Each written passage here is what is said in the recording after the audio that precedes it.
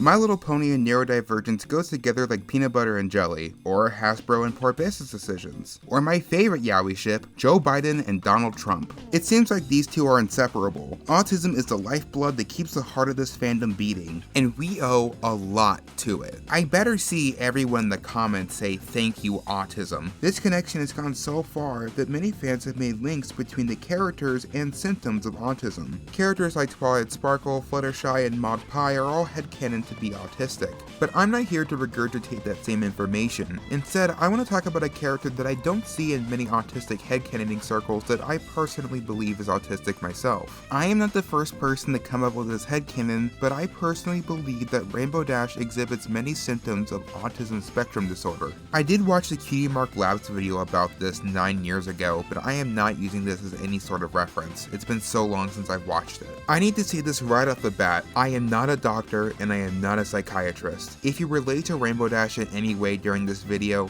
do not use this as a means to self-diagnose. Instead, please seek out a professional. So for some quick background, in my philosophy class last year, I made a research paper about the relationship between people with autism and their special interests. And I learned about something really unique. There is a technique known as video modeling, where a video demonstration is prepared to help teach an autistic person new skills, behaviors, or changes to their routine by acting it out. However, to help keep autistic people engaged, they would often incorporate their special interests. A special interest or hyperfixation is basically something many neurodivergent people have. All it is something that they're very interested and passionate about. So for an autistic kid whose special interest is Batman and needs to learn the routines of school, they could make a video model of Batman going through their school schedule. And when learning about this last year, my immediate thought was, wait a second, this is the My Little Pony episode testing 1, 2, 3. In the episode, Rainbow Dash needs to study for a Wonderbolt history test, but she struggles to stay engaged with the topic. You see, Rainbow Dash wants to be in the Wonderbolts, but that doesn't mean she's interested in the Wonderbolts. She's more just interested in flying professionally. In the series premiere, she momentarily drops the prospects of being a Wonderbolt in exchange of being a Shadowbolt when given the opportunity. Rainbow Dash just likes flying and loves doing it. As a matter of fact, Twilight notices that she is extremely observant when she's flying,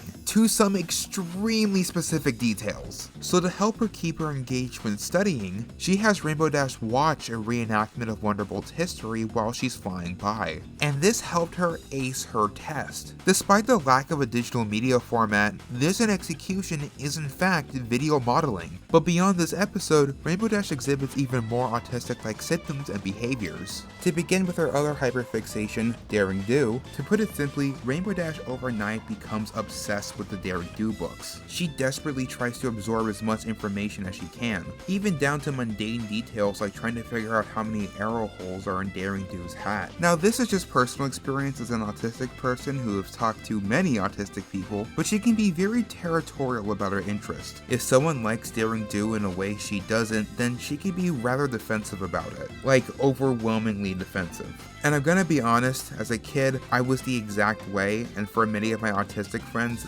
they were the exact way too. It's just this conflict of interest of something that makes you upset stemming from something you really enjoy. It's almost as if it's a personal attack. I don't want to get into a tangent right now because there's more to autism than just special interests. I'm sure anyone who's aware of autism knows about stimming. Stimming is an impulsive behavior done by an autistic person in order to express themselves in a way they don't know how to. That's the easiest way I can put it, but you know it when you see it. Stereotypically, you have the flapping hand stim when excited, or the head-hitting stim when incredibly frustrated. However, some stims can be vocal, repeating phrases or sounds when feeling a swell of emotions. This is seen in Rainbow Dash through her trademarked "oh my gosh," which she usually expresses when she's extremely happy. She also seems to occasionally have a physical stim when she flaps her wings really fast when she's excited, but that's more on occasion than her vocal stim. People with autism also tend to struggle with social behaviors. For some autistic people, social cues and empathy are hard to pick up on. For example, Rainbow Dash is known to be quite a prankster. Her jokes aren't meant to be harmful, but sometimes she doesn't know when she pushed it too far. Sometimes her friends are just thoroughly annoyed, and she just thinks that's a part of the joke, but in reality, she thoroughly upset them. That's not me saying she's a social nuisance or a bad friend, it's just something she has to learn from. When her friends are upset, she sometimes doesn't know how to respond. This is seen especially in episodes like Ticketmaster. Twilight is upset that not all of her friends can go to the Grand Galloping Gala with her because she only has 2 tickets. When her friends see how stressed she is, they willingly give up their chance to get the ticket. With the exception of Rainbow Dash, who inappropriately responds with immense joy. Obviously not the best response, but one she eventually realizes her fault from. Sometimes Rainbow Dash struggles to express her own emotions to others. For example, a lot of people were particularly critical of the episode Griffin the Brush Off for its opening, where Rainbow Dash ran away from Pinkie Pie out of annoyance. A lot of fans were confused because they're supposed to be friends, and this threw a wrench in their relationship. But if you come at this with the headcanon that Rainbow Dash is just autistic and struggles to express herself verbally, then it makes a lot of sense. She could have just been overwhelmed and didn't know how to tell Pinkie Pie she just wanted to be alone. I kinda think this headcanon is perfect in a lot of ways. Rainbow Dash was the face of the brony fandom for a while. She was the fan favorite, and that could be because she's a cool and edgy tomboy and helped cater to the insecure masculinity of many bronies at the time, but I wouldn't be surprised if many fans, especially many autistic fans, related to her. Much like Twilight Sparkle and Fluttershy, she fits into that niche of autistic characteristics you can identify with. I myself relate to Rainbow Dash in many ways, rather embarrassingly sometimes. In retrospect, I've started to see Rainbow Dash as less of an asshole and more of a goofball, and I think even beyond the headcanon, this really helped me appreciate Rainbow Dash as a character more. Rainbow Dash usually ranks among my least favorite of the main 6, but come on, how can I stay mad at a character like this? She's just so silly, you guys, you don't understand. Now I need to acknowledge this. I talked about a lot of autistic behaviors that could be seen as negative,